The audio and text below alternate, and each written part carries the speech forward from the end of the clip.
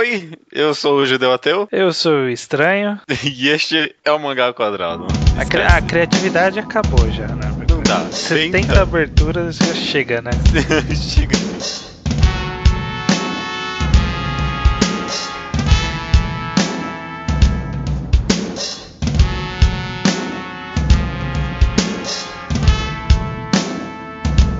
Olá, Estranho! Olá, ouvintes do Mangá ao Quadrado, sejam bem-vindos ao 71º episódio, é isso? Isso aí. Olha só, maravilha, 71 programas do Mangá ao Quadrado. Essa semana vamos falar sobre finais. É uma coisa que eu pensei que, na verdade, esse deveria ser o tema reservado para o último programa do Mangá ao Quadrado, né? Ou não, né? Porque a gente tá preparando as pessoas pro final iminente do podcast, né? Entendi, já com a mentalidade, né? Mas eu acho que esse programa deveria chamar o tema que eu tinha colocado na pauta, que é o fim. As pessoas vão vir ouvir, vão tomar susto. Achando que é o fim do Mangá ao Quadrado. Ótimo, amei. Esse será o título. E finais de obras, finais de mangás, como lidar com o final, qual a sensação que a gente tem com finais, ou finais abertos, finais fechados. Esse é o tema que a gente vai tentar tratar essa semana. É um tema que, na verdade, até que aparece com uma certa recorrência aqui no Mangá ao Quadrado. A gente falou uma vez sobre começo, meio e fim, mas o tema de finais acabou meio sendo jogado ali. A gente falou sobre mangás infinitos também, uma vez. A gente tratou um pouco sobre o tema, mas esse foi um podcast que a gente sempre comenta que ficou jogado no nada, né? Então... podcast perdido, inexistente. Então a gente vai falar sobre finais, um programa dedicado, acho que tem muita coisa pra conversar assim, né? Com certeza. Estranho, você já ficou tão insatisfeito com o final de um mangá que você pensou em desconsiderar todo o resto? Caraca, essa pergunta, pra essa eu não ensaiei. Deixa eu abrir minha lista aqui rapidinho, vamos ver. É que é uma pergunta meio capciosa também, né? Bastante. Porque se o mangá já é ruim, o final vai ser ruim, então não tem problema, né? O difícil é quando o mangá é bom e tem um final que acaba se tornando meio insatisfatório. Você consegue pensar em algum mangá assim? Então, o final insatisfatório é uma questão mais complicada. Eu acho que a gente pode abordar Hikaru no Go, por exemplo, que tem algumas pessoas que reclamam. Eu não fiquei um pouco incomodado também com o final, não cheguei a achar ruim, mas fiquei incomodado. Tem gente que reclama do final de Slandunk, mas eu acho que é até mais interessante a gente justamente trabalhar esses conceitos primeiro tentar entender, né? O que a gente espera do final de uma obra, sabe? O que você espera de um final de uma obra, Judeu? Que as promessas durante a obra sejam cumpridas. Olha, eu inventei isso aqui agora. Não ensaiei pra isso. Eu acho que é isso. Eu acho que é isso que eu espero de um final de uma obra. O mínimo que eu espero é isso, que o que foi prometido durante a obra, os objetivos que foram estabelecidos durante a obra sejam cumpridos, né? Se você colocou o objetivo no começo da sua obra de que um personagem vai virar o rei dos piratas, o mínimo que eu quero é que, não que ele vire o rei dos piratas, mas que essa questão seja resolvida de alguma forma. Seja com o personagem morrendo, ou desistindo do sonho, ou de fato se tornando o rei dos piratas, né? Essa questão tem que ser resolvida pra mim. É uma resolução do, por assim dizer, conflito da obra, né? Que as histórias de uma forma... Quase sempre, na verdade nem sempre, né? Não dá pra afirmar que quase toda história tem um conflito. Acho que a gente até falou disso uma vez. Mas toda a história ela tem algum objetivo. Às vezes nem é tão dentro do enredo esse objetivo, é mais um objetivo do autor, né? Como, por exemplo... os slice of life da vida, a obra tem um objetivo, não o enredo tem um objetivo, né? Tipo, não vai chegar em lugar nenhum Yokohama Kaidashi Kikou, nenhum lugar previsto, mas o autor planejou alguma coisa pra ele exibir ali, né? Sim. O slice of life é até mais complicado, porque como não tem justamente um arco de acontecimentos, o final pode ser qualquer momento. Mas mesmo assim, mesmo a obra, tirando um pouco do tema do final, mesmo o slice of life tem algum objetivo ali, eu concordo. Sim. Se do nada, no meio do mangá, a coisa começa de um slice of life simplão, do jeito que tava, começa a se tornar batalhas de robôs gigantes, então tem alguma coisa errada teria aí, né? que entender, teria que ter uma transição lógica muito bem justificada. Muito bem justificada. Mas, então, considerando que sempre existe alguma coisa, algum objetivo a ser cumprido, o que eu espero, que você falou aí, eu também concordo, eu espero que haja, né, uma conclusão para isso, para esse arco de acontecimentos. O que eu acho que pode complicar na nossa aceitação de um final é quando não tá muito claro, não tá explícito qual é essa resolução que a gente está esperando, né?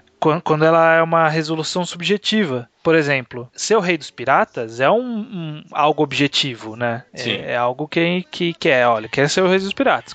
Quais são as possibilidades? Ele ser o rei dos piratas ou ele não ser o rei dos piratas, e se não ser, porque ele não é. Sim. Mas eu penso, por exemplo, o próprio Hikaru no Go que a gente falou. Qual é o objetivo? Qual é o objetivo? Não é determinado. Até tem todo aquele negócio da jogada de Deus, mas eu acho que só um recurso que ele usa pra manter os leitores, eu acho. É um recurso. Até o próprio Rei dos Piratas é meio que um recurso, mas ele, ao mesmo tempo que é um recurso, ele é um final previsto, sabe? Mas eu acho que a jogada de Deus assemelha-se mais ao Ser Hokage.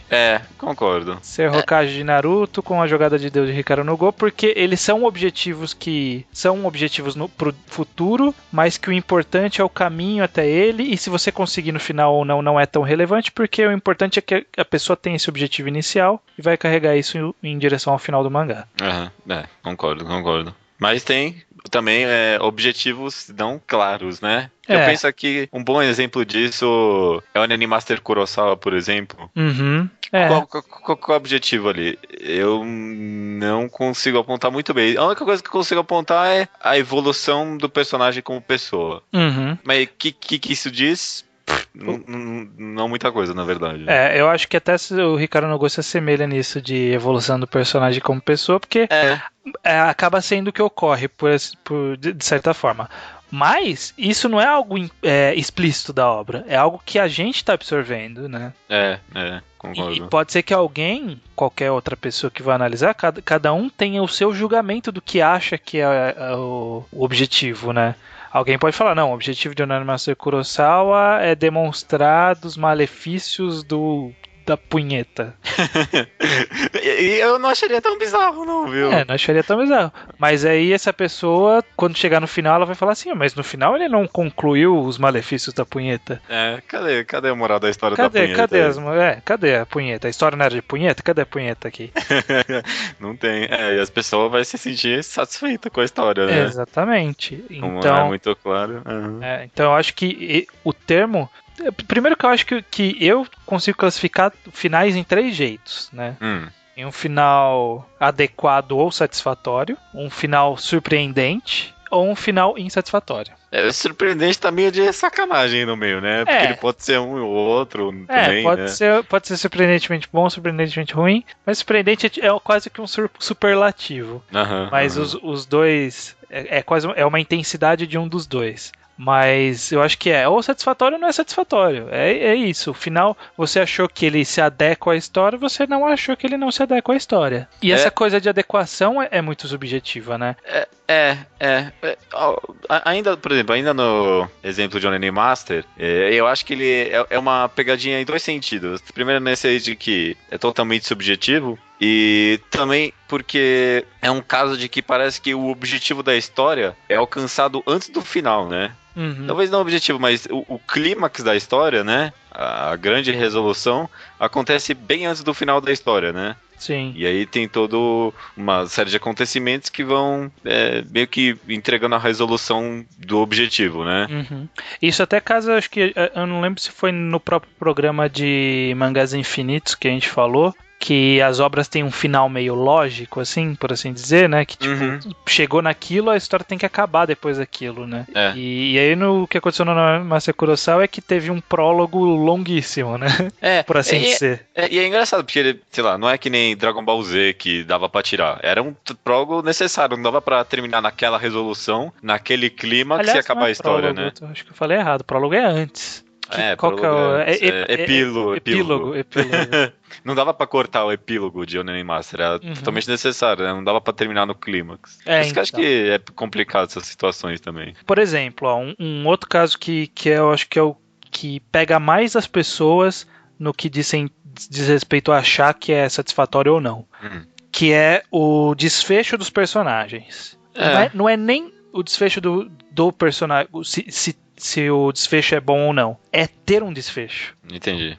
Porque existem personagens que a gente nunca mais vê na obra, né? Aquele negócio de fechar todos os personagens, né? Exatamente. Existe muita cobrança por aí de... Porra, mas não falou o que aconteceu com esse cara, não falou o que aconteceu com aquele cara, não falou o que aconteceu depois disso. É como um demérito, né? Você acha que é um problema não fazer o desfecho de todos os personagens? Depende muito, né? E sei lá, tomando por exemplo aleatório aqui, Real. Os 3 personagens principais tem que ter um desfecho, né? Uhum. Mas eu acho que todos os secundários que envolvam eles, eu não vou ter problema nenhum de não saber o que acontece. Tanto o pai do cara, a mãe, os outros caras na cadeira de rodas, a garota que envolve o cara careca lá. Todos esses eu não preciso saber. Mas os 3 personagens principais, eu tenho que saber o que acontece com eles, né? Uhum. Mas o que eu penso, particularmente, é que a importância de um desfecho pro personagem, né? O quão o autor tem que se dedicar a encerrar o arco de um personagem na história, Sim. é proporcionar a participação dele nela, sabe?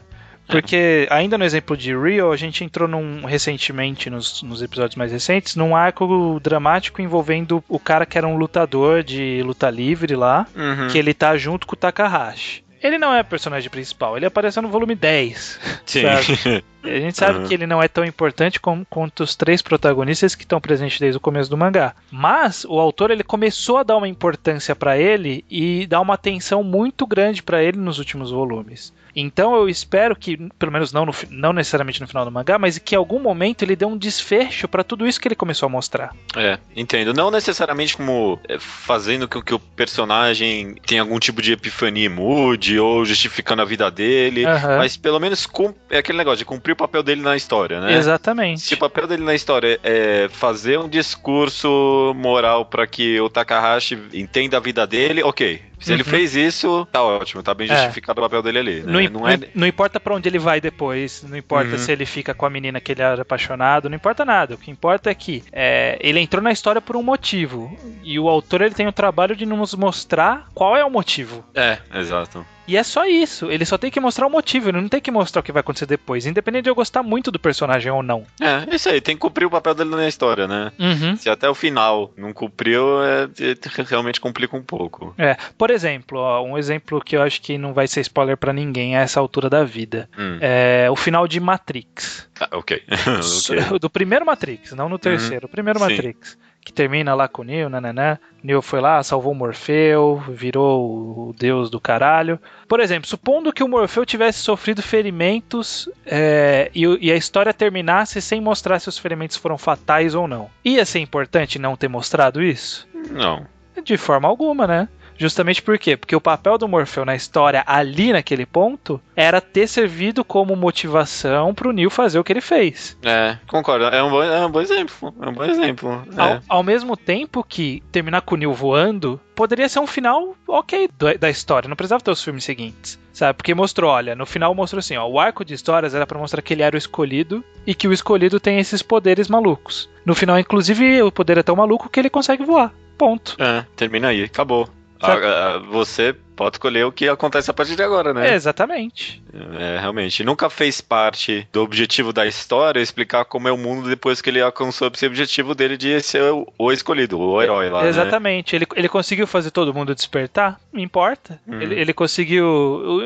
A história do primeiro filme não era essa. Depois acabou virando, né? E aí todo mundo reclama até não poder mais.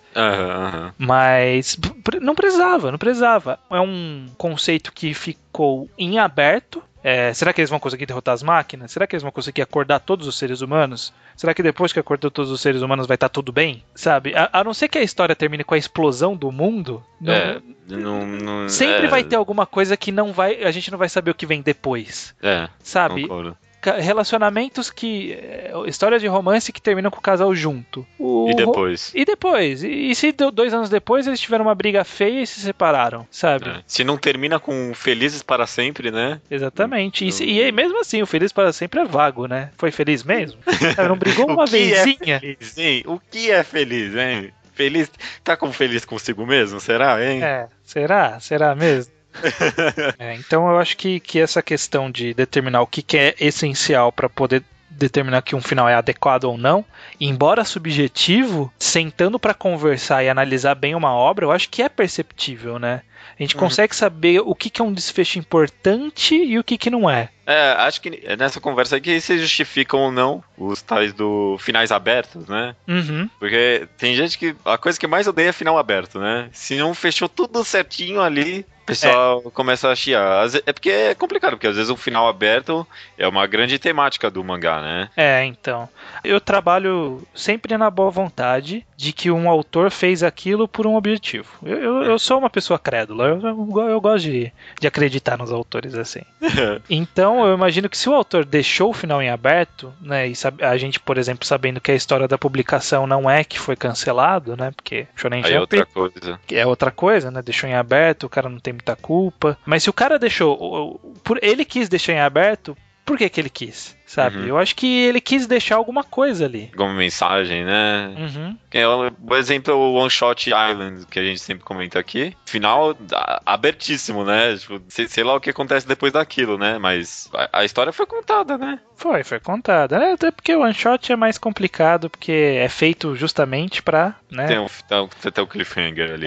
Mas às vezes mesmo, eu acho que mesmo olhando aquilo como uma história fechada, sem objetivo de publicação, que é como eu li da primeira vez, tem um final bem aberto e de boa pra mim. Eu acho que final, pelo menos um mínimo aberto, todo mundo já se deparou com algum, né? Você tem mais algum que você lembra de cabeça? Slam Dunk, exemplo clássico, né? Mas nem é tão aberto quando eu paro pra pensar, não. Uhum. Blame tem um final bem aberto, né? Sim. Né? A gente até chegou, eu não sei se foi aqui ou se foi lá no Toque, a gente chegou a comentar que foi uma história que também cumpriu o seu objetivo ali, né? Que é contar a infinita jornada daquele cara, né? Quando ele alcançou ou não o objetivo, acabou a história, né? Uhum. Eu não sei, eu li recentemente, mas eu não tô conseguindo lembrar bem se o final de Gun, o final da primeira série, ela é meio em aberta. Se eu não me engano, ela era, né? Ela é um final meio corrido que depois o autor fez nessa série nova dele. A série nova eu não vi, mas a última, a primeira, desculpa, eu me lembro dele fazer um bom esforço de tentar fechar as coisas. Mais ou menos. Ele fala assim, olha, no final chegou nesse local aqui, a Gali fez esse negócio aqui que era importante pra ser feito. E aí a sociedade começou a funcionar assim, aí depois mostrou a menina crescida e tudo mais. Então, mas acabou aí, né? Tipo, e aí daí pra frente as coisas melhoraram, sabe? Tipo, pô, melhor... E aí? E o outro cara, né? E a outra menina? Onde eles estão? Faz sentido um pouco. É uma história que faz bastante... Eu acho que faz esforço em fechar. Não, então, ele fecha o arco de acontecimentos, né? Que o arco de acontecimentos era sobre essa situação do mundo, era sobre a jornada da Gali, deixou às vezes os personagens em aberto, entre aspas, mas não é um problema, não tô reclamando. Não, com certeza. Uma história que eu vejo bastante esforço em fechar tudo é Fullmetal Alchemist. Fullmetal Alchemist quer amarrar tudinho, né? Tudinho no final, no epílogo dele. E você vê, mesmo assim é uma história que no final fica um pouquinho aberto, né? Mas sempre, aí que tá, sempre vai ter sempre tem. É um nível de abertura, eu acho, porque tudo tem um pouquinho de aberto, né? Mesmo Cocô no Hito, que chegou no final e é o final, ficou em aberto, né? Um pouco. Também, porque voltou e falou, e aí, o que aconteceu depois, né? Mostrou. Não sei se Cocô no Hito é o melhor exemplo. Eu queria comentar do final de Breaking Bad, mas é melhor não, porque é sacanagem. Não, tudo mas bem. tem alguns aspectos que ficaram em aberto que eu vi gente reclamando já, mas a gente tá discutindo aqui sobre final satisfatório, né, como identificar e tal, mas uma vez que a gente consegue identificar um final e a gente concluiu, a pessoa que tá lendo concluiu que é um final insatisfatório. Ok. O que isso vai resultar? A obra vai ser pior? A obra vai desconsiderar todo o caminho que você teve até chegar ao final da obra? Você acha que uma obra pode ser considerada ruim só por um final ruim? Mesmo que ela tenha sido perfeita no caminho todo, o final é ruim, a obra é ruim? Eu acho que... Eu pensei bastante nisso. Eu acho que depende do quão focada no final é a obra. Isso é algo vago, eu sei. Mas eu acho que é algo factível. Eu acho que tem histórias que jogam, não quero dizer resoluções, mas um monte de objetivos pro final e cumprem eles todos mal feitos no final e fica uma merda. Que nem Soul Eater é um mangá que, nossa, eu amei Achava muito excelente, muito inteligente, cheio de simbolismo. Mas o Soul Eater era uma maravilha, Soul Eater. Só que talvez foi algo um pouco mais devagar, mas o arco final foi terrível, meu. Quebrou um monte de conceitos do mangá, não resolveu nada, estragou coisa que tinha resolvido e ficou uma merda. E foi um final tão ruim que me fez ficar tipo, então tudo o que tinha antes era insignificante. Tipo, o mangá quase passou essa mensagem, sabe? Depende, né? Então, aí que tá. Porque racionalmente eu consigo pensar que um final é, sei lá, 10% de uma obra.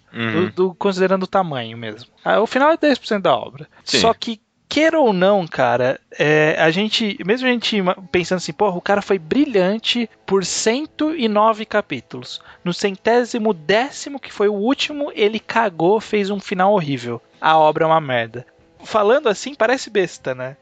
Mas o sentimento que fica é muito difícil de lidar, né, cara? Quando você recebe um final ruim. O autor se foca naquilo durante a história inteira, né? E aí vai e não acontece? Por quê, né? Por que não aconteceu, né? É que nem o cara tá construindo uma ponte, melhor ponte do mundo, só que aí na hora que chega no final não conecta com a terra e você cai na água e morre. Sabe? Nossa, a viagem foi linda, aí chegou no final e morri. Nossa, linda metáfora, viu? Exata. Essa é a sensação, né, cara? Nossa, estrada lisinha, vendo a paisagem, tudo bonito, mas você morre no final. Então. Você morre, talvez você vai morrer com uma sensação feliz, mas você vai morrer, né? Ou não, né? Porque você vai cair na água e vai se afogar. E o tempo que você tá lá desesperado se afogando é um tempo horrível. É uma morte horrível. Tem que ter o sangue frio de durante o afogamento você tentar lembrar dos momentos bons da vida. Aí que tá. Isso não existe. A gente não consegue desapegar, sabe? Porque as pessoas, o ser humano é muito imediatista, sabe? Então, a gente... O nível de qualidade de uma história varia de acordo com o momento atual dela, sabe? Uma história em publicação. Sim. Não importa se o mangá foi perfeito. Se ele entrou num arco ruim, o mangá tá uma merda. Tá? Nossa, eu faço direto com o Toriko. Nossa, toda vez, nossa, o mangá tá uma merda. Nossa, o Toriko é muito bom, ele faz as coisas direito, toda semana a mesma coisa.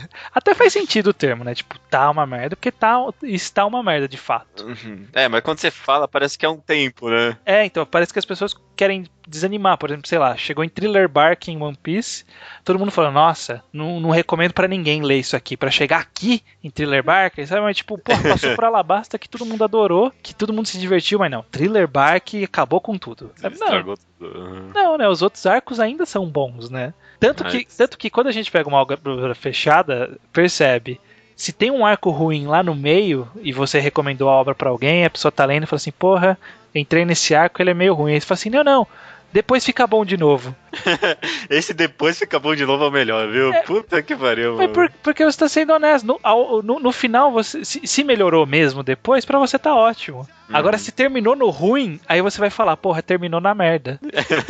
Você nem vai recomendar pra pessoa, provavelmente. Exatamente. A gente sempre pensa na última instância da história, né? Tipo, nos capítulos atuais que tá em publicação, ou no final, se ela já tá concluída. E a gente perdoa o que tá no meio. A gente não perdoa o final. Eu concordo. Um bom exemplo disso, eu pensei, na hora que a gente trouxe o tema, eu pensei nisso, é nos videogames, com a série Mass Effect.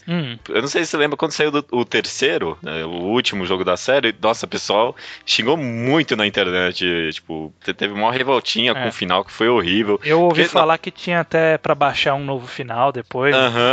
Depois eles refizeram o final, de tão ruim que tava. É exatamente isso. E é justo, porque, nossa, foi muito ruim mesmo o final do terceiro. Só que o terceiro tem a melhor história no decorrer, é muito boa mesmo, comparado com o segundo, que teve um final um pouco, não foi um final tão bom, mas teve um final um pouco mais satisfatório.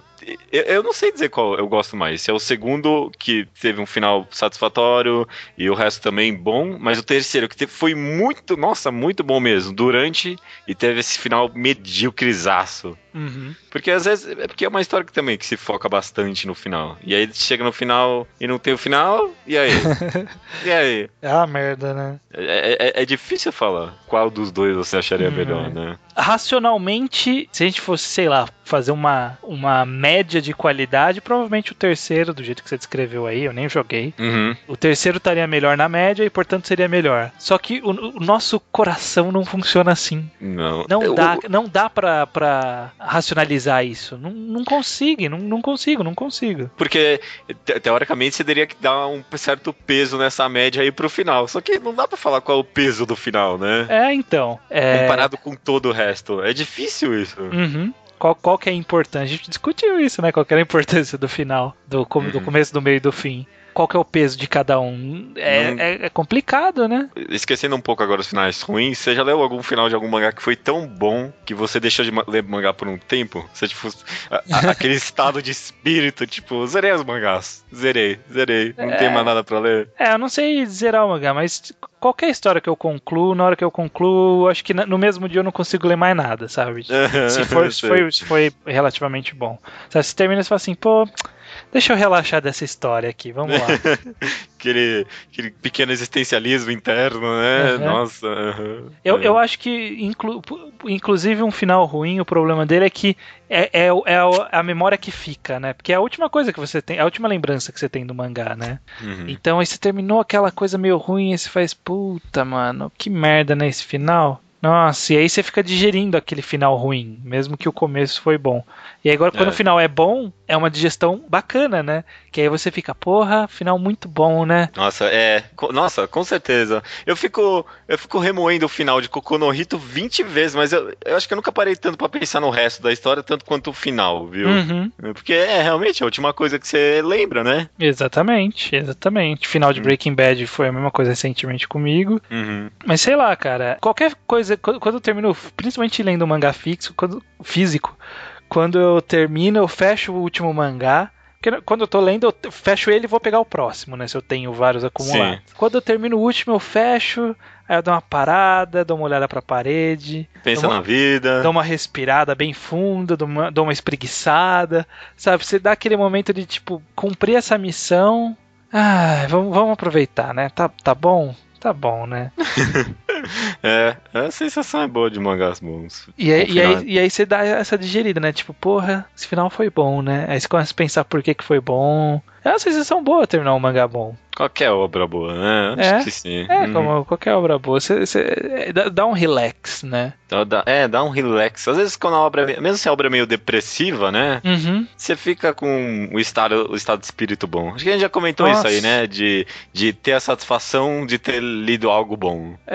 Recentemente eu fui ver o Blue Jasmine do Woody Allen no cinema. Conheço. Nunca vi, mas conheço. Não, é recente, tá no cinema ainda.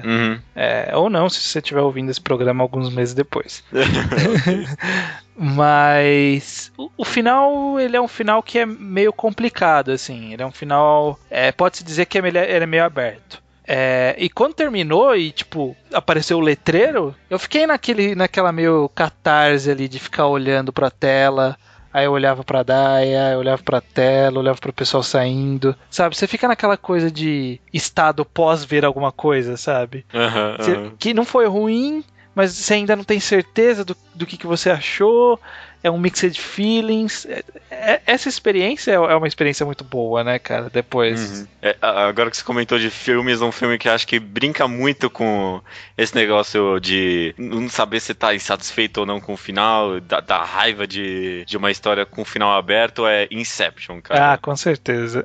Puta, mano, não tem uma pessoa que não grita de raiva no final desse filme. Todo mundo, o cinema inteiro. Exato, é genial. E é genial por causa disso, né? Na hora você sente aquela raiva, mas você pensa direito e você fala, porra, é a melhor coisa que o cara fez. É a melhor coisa que o cara fez, é não ter falado, cara. Porque a história inteira é sobre isso. Foi um final brilhante. Independente do que o pessoal acha do final do filme, eu acho que do resto do filme, eu acho que o final é indiscutivelmente muito bem executado. Muito bem executado.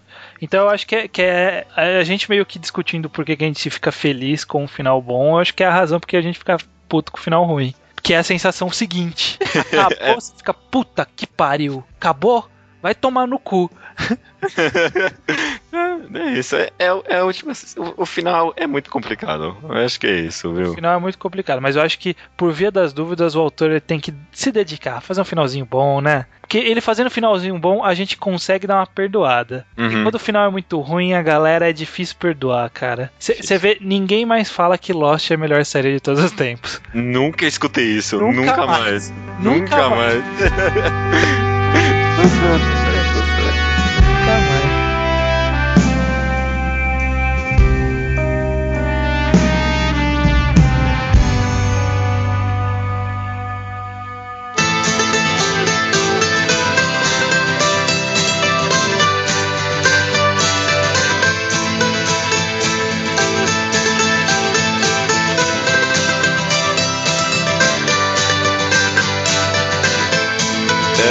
Leitura de e-mails, estranho. Leitura de e-mails judeu ateu do episódio número 70, consistência e suspensão de descrença.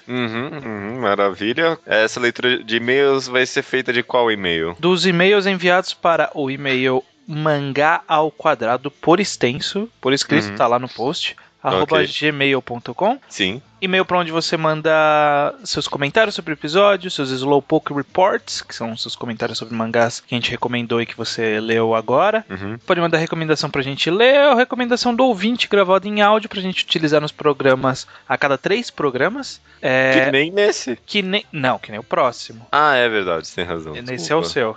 Esse é o meu, você tem razão. De qualquer forma, quem for escolhido na semana que vem, no mangá ao quadrado de número 72, vai ser a pessoa que vai ganhar o concurso cultural ao quadrado.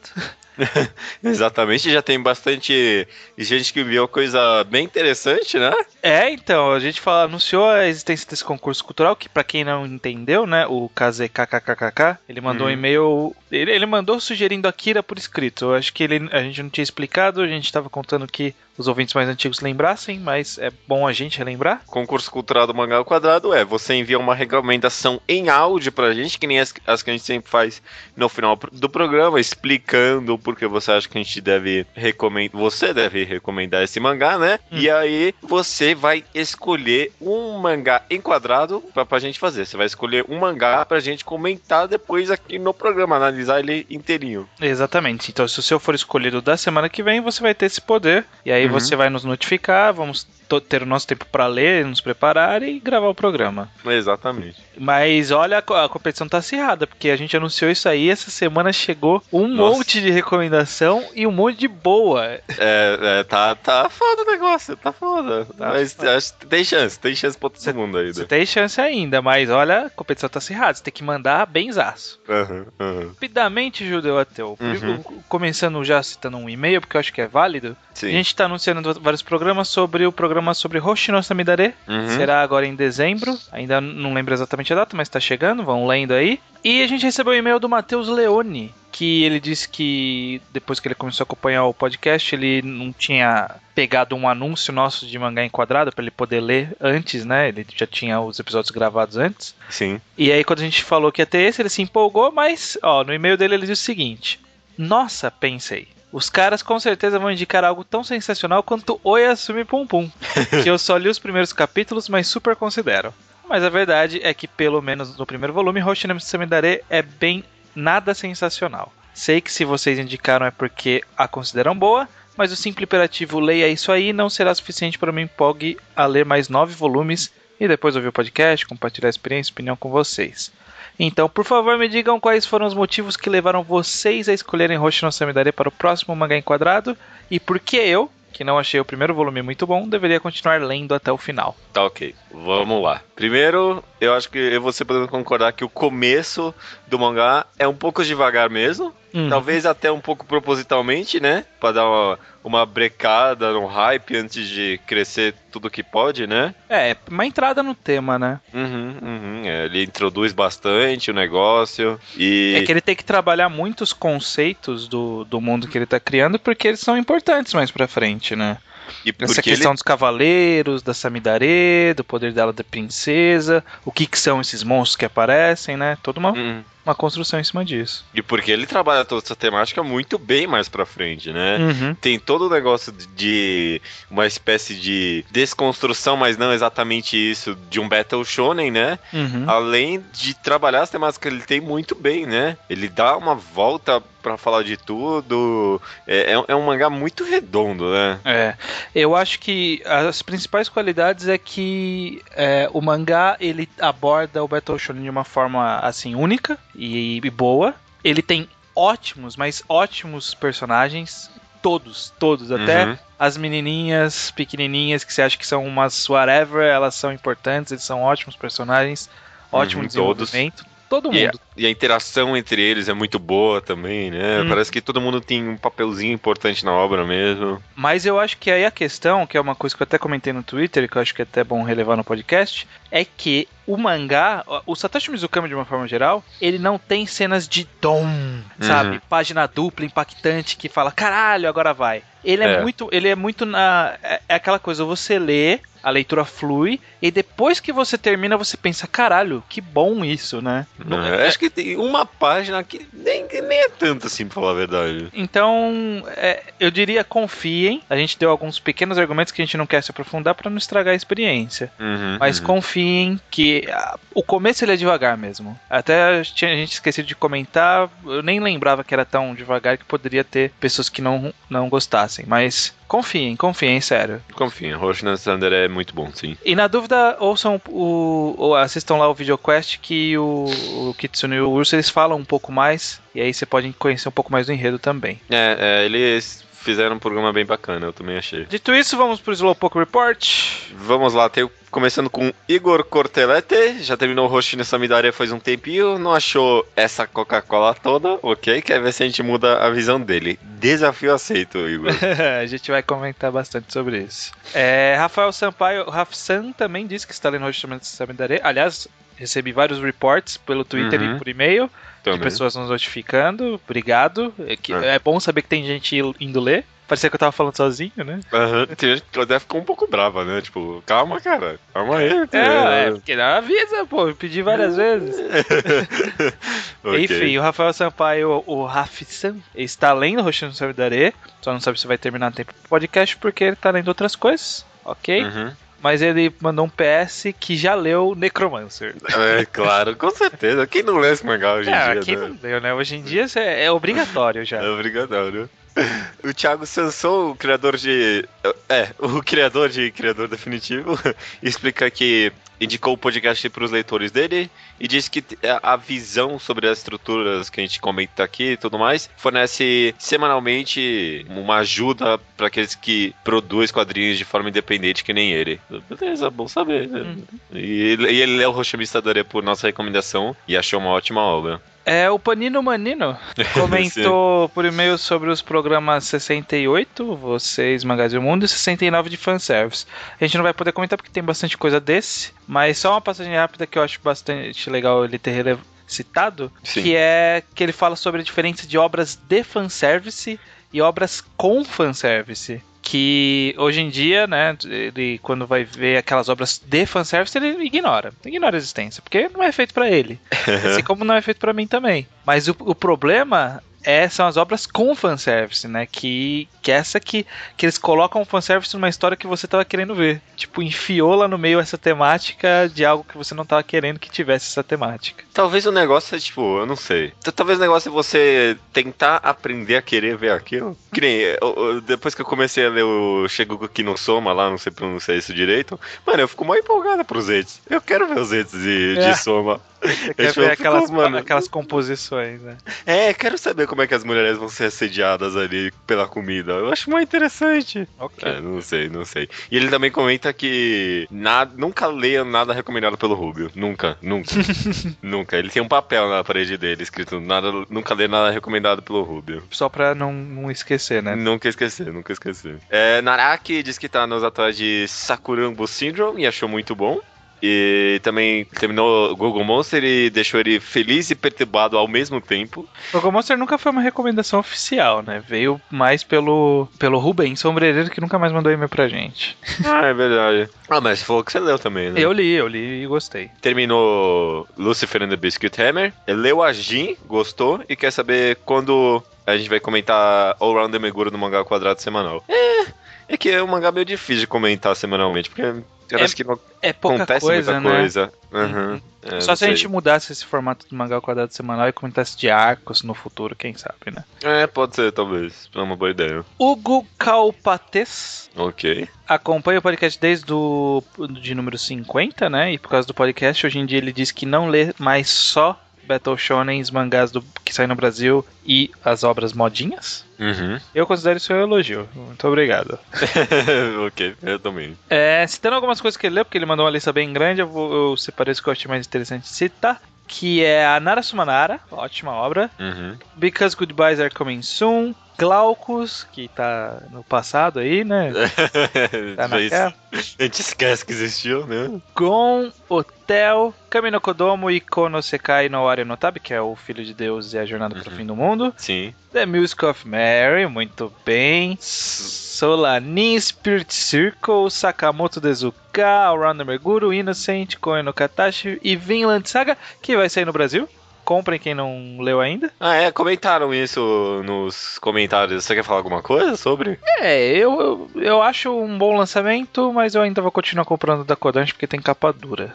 Mas você falou que o papel deles é meio ruinzinho, não é? O papel é igual ao nosso. Na verdade não, é igual o deles, só que um pouquinho... É porque assim, pelo formato parecia que era um papel de melhor qualidade, mas é o papel de igual qualidade ao deles. Ah, tá. Deve ser tipo o mesmo que o de Dorohedoro. Parece que é jornal, mas é um pouco mais grosso, né? É o papel do mangá padrão dos Estados Unidos. Só que pela capa dava a impressão que era alguma coisa melhor, mas não, é igual. É igual, a mesma coisa. Tá ok. Você já começou a comprar por lá também, né? Eu comprei e aí uma semana depois eu não sacanagem, isso foi sacanagem. E ele o Hugo terminou Hoshi no Samidare. Olha aí. Okay. Olha, tem bastante gente já que vai escutando, né? Indo pras rapidinhas aqui, comentários, de novo, o Hugo Calpates, isso que é sobrenome, né? Calpates, mano. Dá impacto. Cita o irritante clichê do a não ser que. O Kuririn morreu, a não ser que podemos revivê-lo com as 7 esferas do dragão. Não, mas... Porque quando o Kuririn morreu, era aquela coisa, não tem como reviver o Kuririn mais, porque a gente já reviveu ele. A não ser que a gente vá pra Namekusei e lá tem uma esfera que revive ele. Tem uma outra esfera muito melhor. Ou o Shiryu vai ficar cego pra sempre e nunca vai ver mais nada, a não ser que tome um remédio milagroso e ative o 7º sentido durante a luta, né? Ok. Que é aquelas coisas que vêm do nada. Não tinha nenhum indício disso. Aí de repente vem porque é conveniente. O Rafi-san comenta rapidamente por e-mail que o Cubo jamais explicou por que voam em Bleach. Mano, isso é o que me irrita muito. Ninguém nunca falou porque eles voam. Do nada eles começaram a voar. Eles simplesmente estão lá, flutuando no céu. Antes não voavam antes. Mano, tanto que o Ichigo tinha que pegar aquela ferramenta pra poder voar nos arcos da Soul Society. Mas do nada eles voam. Ok, né? O Rubio comenta sobre a consistência de anatomia de personagens femininas em hentais. Não só em hentais, né? Tipo, pessoas falando, não é possível que aquela menina tenha peito desse tamanho, mas, tipo, por que não, né? Por que não é possível? Exato, né? Quem reclama do tamanho do peito tem que reclamar da cor de cabelo também. De tudo, né? Tem que reclamar de tudo, tem que reclamar do tamanho do olho, tem que reclamar do tamanho da cara. Eu acho que o pessoal só quer personagem feminina com o peito do tamanho que eles querem, tá ligado? Não pode ser maior nem menor. Tem que ser natural. Pra terminar aqui as rapidinhas, o Taka diz que no ocidente, né, aqui, a imposição do público de graphic novels e de, acho que quadrinhos americanos em geral, é muito mais severo pra ter uma história baseada na realidade. E não só na realidade também, tipo, também no universo já criado lá, né? Apesar de que isso é quebrado toda hora, mas que nem os super-heróis dos gibis americanos já tem toda uma mitologia, né? E tem que ser consistente com isso também e tudo mais. E é muito ruim porque eles querem manter um status quo que foi bolado nos anos 70, então toda mudança que tem, ela é revertida, sabe? Então, é uma merda isso, porque a reversão é sempre feita de uma forma forçadíssima. E aí não tem consistência no mundo. Tipo, 1000 pessoas morreram 10 vezes e voltaram, sabe? porra... Esse negócio de história contínua, feita por várias pessoas, é complicado. Sabe, tipo, o Peter Parker que era fotógrafo, virou cientista, virou pai, virou fotógrafo de novo, sabe? Porra, você virou cientista, por que você voltou a ser fotógrafo? Não, mas isso é porque o universo, aquelas pessoas ali não eram elas de verdade, elas eram uns alienígenas que vieram... Você tá ligado, né? Isso é de verdade. Foi assim que eles rebutaram uma vez. Primeiro e-mail do Leonardo Fuita, que falando sobre mangás que quebram a lógica com o nosso mundo, né? A lógica do mangá quebra a lógica do nosso mundo. Ele fala assim, que talvez um exemplo seja Kuroko. Diz assim, mesmo tendo um cara que faz cesta de 3 pontos de qualquer lugar da quadra, outro que desaparece e afins, isso foi um problema pra quem notou. Porque o basquete não permite tal coisa, sabe? Tipo, fazer uma cesta de chuá do outro lado da... Chuá é quando não bate nem no aro. Quando passa direto. O cara faz isso do outro lado da quadra, ele não pula, ele só balança o braço, tipo, ele não pega impulso, nada. Ele só faz a pose e fez a cesta. Sim. Ele diz aqui, então, mesmo que existam milhares de poderes irreais, isso é um problema por desafiar as leis do basquete, que, querendo ou não, são as mesmas do basquete real. Então, no caso de Kuroko, especificamente, eu não sei se eu posso reclamar, porque a ideia do cara desde o começo era essa. Ele já apresentou e falou assim, olha, esse mundo a gente joga basquete, só que tem esses garotos que são incrivelmente impossíveis de existirem. Olha, por exemplo, esse cara aqui que ninguém vê ele. Como é possível que ninguém veja ele, sabe? Ele até tenta dar uma explicação, e aí que fica meio galhofa, né? Porque, cara, assume que é escroto, sabe? Não tenta explicar. Assume que você tá fazendo uma coisa absurda. Essa é a premissa básica do mangá. Ele é escroto, né? Tipo, a gente aceita isso. Não precisa dar uma desculpa, sabe? Tipo, não, Kuroko aprendeu ilusionismo, técnicas de mágica que fazem a desviar a atenção da pessoa. É sério, essa é a explicação dele. Nossa, ele aprendeu técnicas pra desviar a atenção do público, e aí soma isso com a pouca presença de espírito que ele tem, aí ele vira esse jogador fantasma. É uma explicação forçadíssima. Pra terminar aqui, Leonardo Souza, 17 anos do Rio Grande do Sul.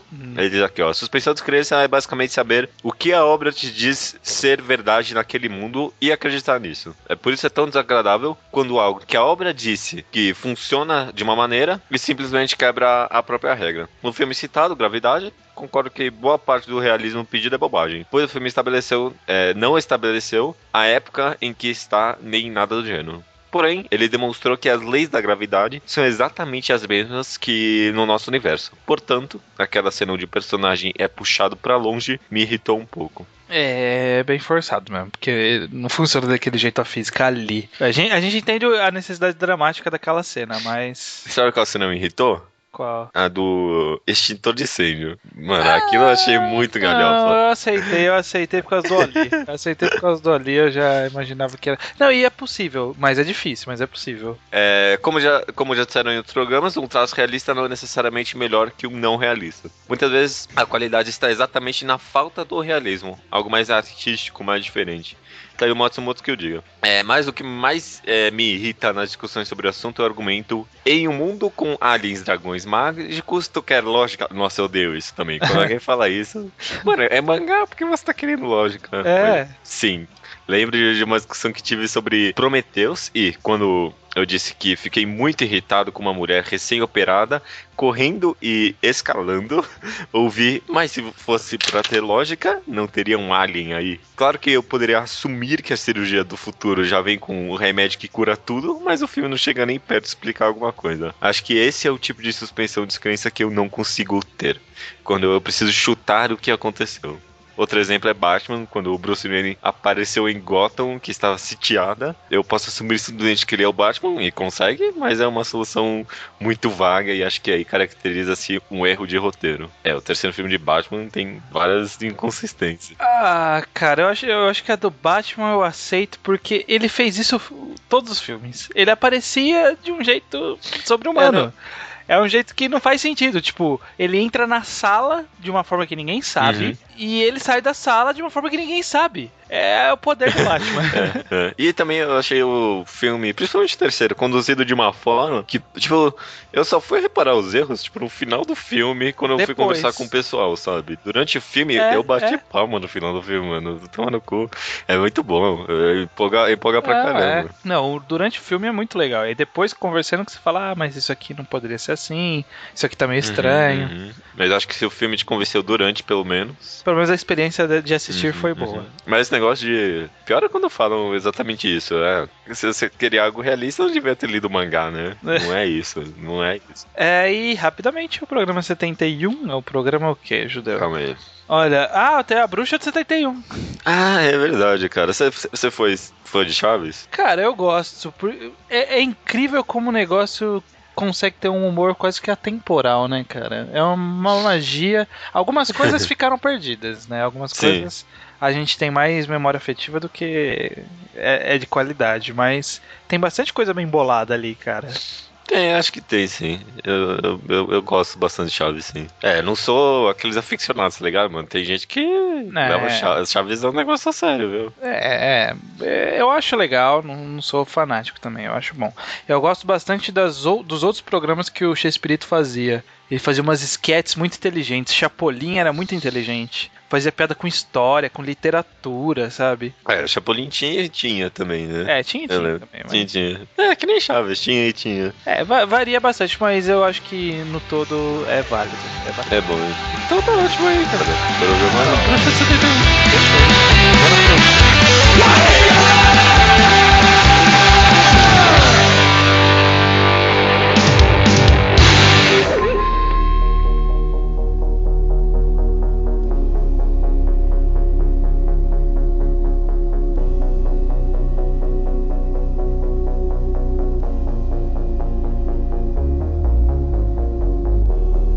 Recomendação da semana é minha. Não tropecei dessa vez. Quase, hein? Deu uma escorregadinha ali. Hoje, essa semana eu vou recomendar um mangá que eu acho que é bem desconhecido, eu não conheço muita gente que lê, não. Eu acho muito excelente, é um dos melhores, não dos melhores, mas eu acho que é um dos melhores mangás que lidam filosoficamente com ficção científica, o lado mais filosófico de ficção científica, mas não é um mangá de ficção científica. Eu vou explicar isso aqui. É um pouco de mangá, é um pouco de ficção científica, é complicado. O nome do mangá é Classmate Kamimura Yuka wa Koita. Caralho. É comprido. Qual que é o apelido dessa série? Eu chamo de Classmate. Justo. Eu não tenho tradução do título, mas tô tentando não dar muito spoiler do começo, porque é um começo um pouquinho surpreendente. Mas vamos dizer que... Bom, não tem problema, acho que essa não é nem a principal surpresa do mangá. É sobre um cara que descobre que ele é um robô. É um pouco mais complicado que isso.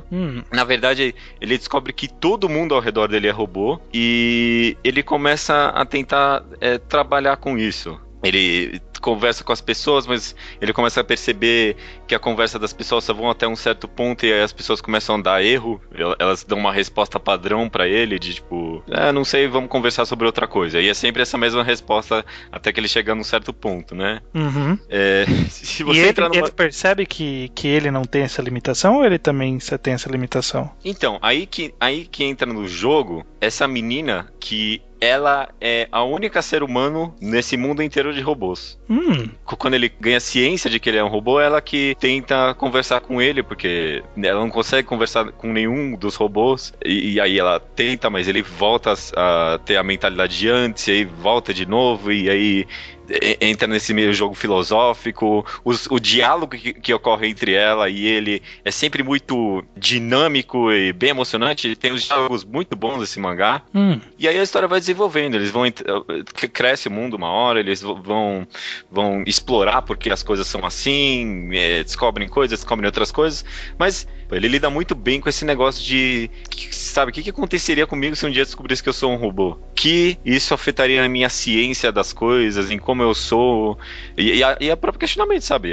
Será que eu sou um robô? Sabe? Será que eu, hoje do ateu, sou um robô? Eu posso ser um robô, cara, e nem saber. É uma questão bem existencialista filosófica. E se você for um robô, você deixa de ser humano porque você tem ciência de você. Então, será que você não passou a ser humano por ter ciência? Exato, é esse tipo de questão que ele lida. Interessante. Bem asimoviano. Ele tem um aspecto bem asimoviano, sim. Ele tem um aspecto et também. Pelo jeito é pouco, porque não tem a tagzinha aqui no Manga Updates.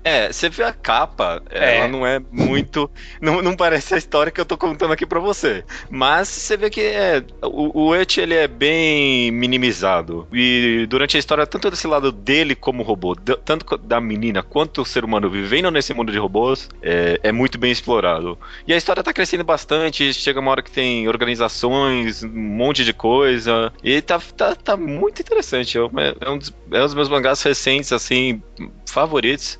O Scano não tá muito rápido com isso, mas dá pra ler tranquilo, mesmo esporadicamente, esse mangá. Tá muito interessante, viu? Tô vendo que ela é uma websérie, só que japonesa mesmo, né? Essa é na Gangan Online. Uhum. Eu não sabia, aliás. E aqui tá escrito que o Webcomic Serialization ended. Então eu acho que o mangá acabou.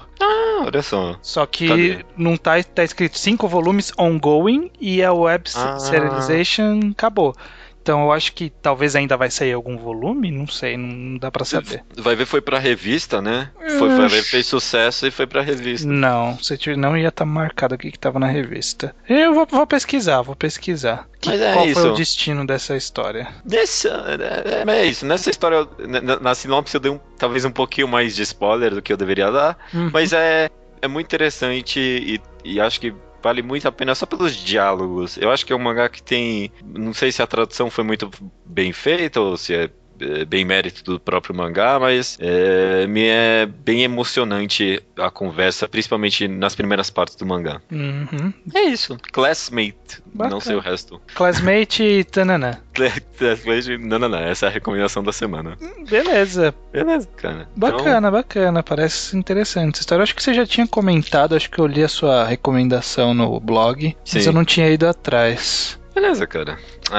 Até semana que vem, então? Até semana que vem. Eu acho que a gente podia inventar um jargão pra encerrar, sabe? Tipo, até semana que vem... Tararim tururum. Não. Sabe, tipo, uma despedida padrão, né? Sabe, tipo... Que nem o Roger Ebert tinha o I See You at the Movies. Tá. Vamos pensar. Vamos pensar. É algo a se bolar. Tá ok. Porque quando a gente ficar velho e as pessoas forem fazer uma homenagem a gente, eles precisam ter um jargão nosso, sabe? Então temos que ir pensando nisso. Pra brincarem, se fizerem alguma review de nós, né?